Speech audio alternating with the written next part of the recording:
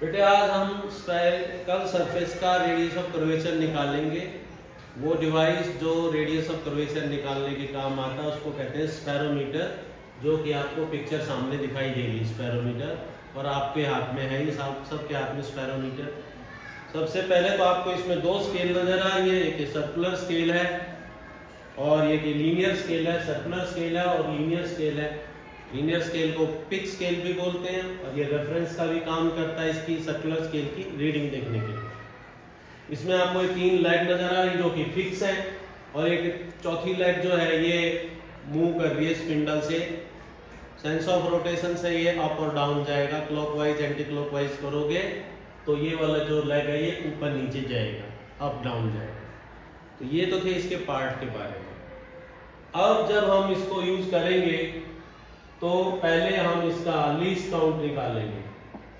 Least count के लिए pitch word का मतलब है linear distance moved during one complete rotation. जब आप इसको रोटेट करा रहे हैं तो ये लीनियर स्केल पे जा रहा है ऊपर नीचे। तो पिच निकालने के लिए आप क्या करें, सर्कुलर स्केल का जीरो इसके जीरो पे सेट कर लेंगे। आप सब देख लेंगे, सर्कुलर स्केल का जीरो इससे जीरो पे सेट कर लो। सबने कर लिया होगा सर्कुलर स्केल का जीरो इसके जीरो पे, वर्नियर स्केल के जीरो पे या लीनियर पिच स्केल के जीरो पे। ये ऐसे ये जीरो जो है ये पिच स्केल पे आप सेट कर लेंगे। सर्कुलर स्केल का जीरो पिच स्केल के जीरो पे आप सेट कर लेंगे। और जब आप एक रोटेशन देते हैं तो एक रोटेशन देने से फिर आप देख रहे हैं 1 mm नीचे जा रहा है, एक डिवीजन नीचे जा रहा है। पिच स्केल का जो डिवीजन है 1 mm के है और एक डिवीजन 1 mm का है। तो आपने एक डिवीजन एक राउंड दिया तो 1 गया, 2 दिया तो 2 गया, 3 गया, 3 राउंड दिए तो 3। तो पिच क्या आ गई, linear distance moved during one complete rotation. अगर 4 रोटेशन दिए थे तो 4 mm/4 तो 1 mm इसकी पिच आ गई। कितनी पिच आ गई, 1 mm। लीस्ट काउंट निकालने के लिए क्या फार्मूला, पिच तो आपने 1 mm निकाल लिया। Total number of division on circular scale 100 थे तो इसका लीस्ट काउंट आ गया 0.01 mm। यानी कि इस पर्टिकुलर इंस्ट्रूमेंट से हम 1 mm का 100 पार्ट एक्यूरेटली निकाल सकते हैं। तो ये था इस इंस्ट्रूमेंट का लीस्ट काउंट और पिच के बारे में। अब इस इंस्ट्रूमेंट से हम रेडियस ऑफ कर्वेचर कैसे निकालेंगे, पहले तो उसका फार्मूला देख लो आप। रेडियस ऑफ कर्वेचर निकालने के लिए आपको L चाहिए और H चाहिए। H को हम सेगीटा बोलते हैं। L जो होगा ये 3 जो फिक्स लेग हैं, 3 फिक्स लेग का जो डिस्टेंस है ये L है। 3 जो फिक्स लेग है A B C L L L। ये L निकालने के लिए आप ड्राइंग शीट लेके इसके ऊपर स्फेरोमीटर इस तरीके से रखे कि ये तीनों लेग, स्फेरोमीटर इस तरीके से रखे कि तीनों लेग इस पे प्रिंट आ जाए। उसका तीनों लेग थोड़ा सा प्रिक कर दे, थोड़ा सा दबा दे तो तीनों का क्या आ जाएगा, प्रिंट आ जाएगा। तो अब आप वो प्रिंट आ जाएगा तो उसको आप निकाल लेंगे और स्केल की हेल्प से आप उस पर लाइन ड्रॉ कर लेंगे। इस तरीके से लाइन ड्रॉ कर लेंगे AB + BC + CA। तो L होगा AB + BC + CA/3। तो देखोगे आप जनरली ये इसका मैंने देखे हैं जो भी आपके लैब में है 3 ही आया था, 3 × 3 × 3 सेंटीमीटर ही आ रहा है। 3 + 3 + 3/3 जनरली 3 के हैं, कोई अलग होगा तो आपको इस तरीके से आपको पता लगेगा। ये आपने कर लिया L का कैलकुलेशन। अब R निकालने के लिए आपको H भी चाहिए सेगीटा। तो अब आप R निकालने के लिए उसके लिए ऑब्जर्वेशन टेबल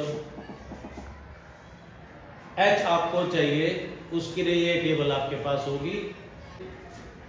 L आप ले चुके हैं, अब आपको चाहिए H। H के लिए आपने ये ऑब्जर्वेशन टेबल बनानी है। और मान लिया जैसे हमने ये कन्वेक्स लेंस लिया कन्वेक्स लेंस पे हम इसको ये रख देंगे इस तरीके से।